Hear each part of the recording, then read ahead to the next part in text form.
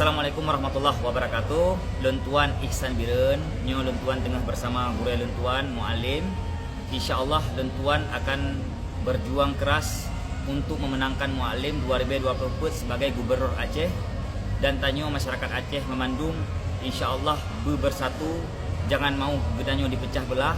Tanyo harus menangkan Muallim 80% lebih. Supaya apa?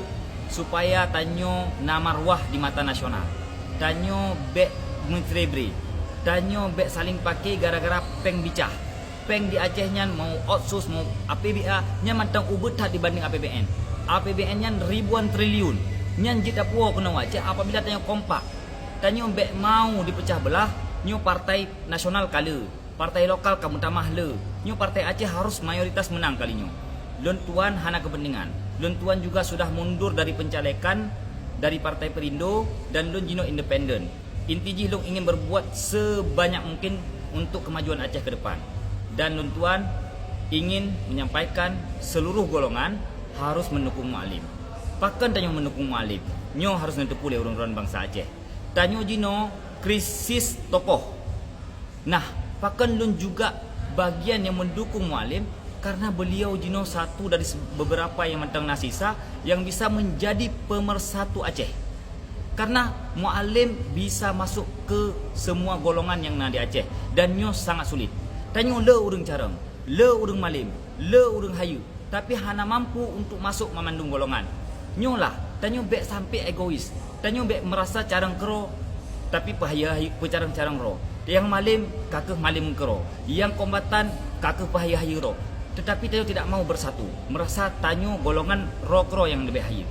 Maka dari itu, Lun berharap Pak Muallim untuk bisa menjadi sosok pemersatu ke tanyo ke.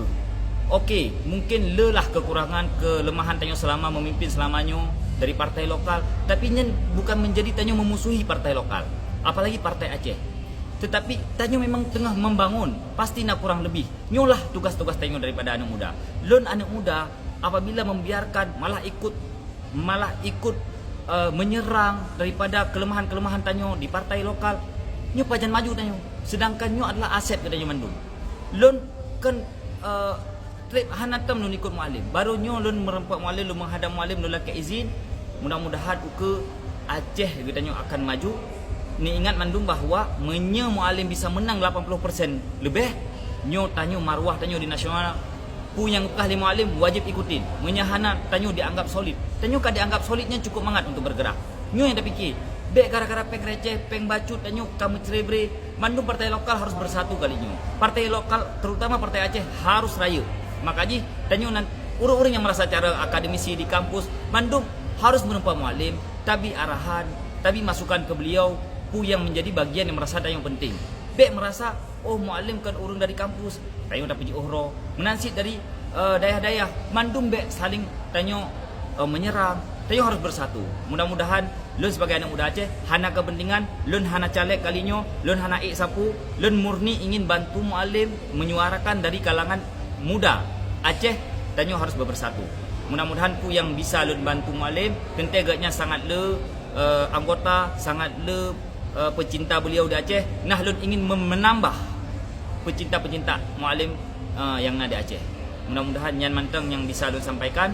Terima kasih. Mohon disebarkan man sigom rakyat Aceh man sabodonya. Terima kasih. Assalamualaikum warahmatullahi wabarakatuh.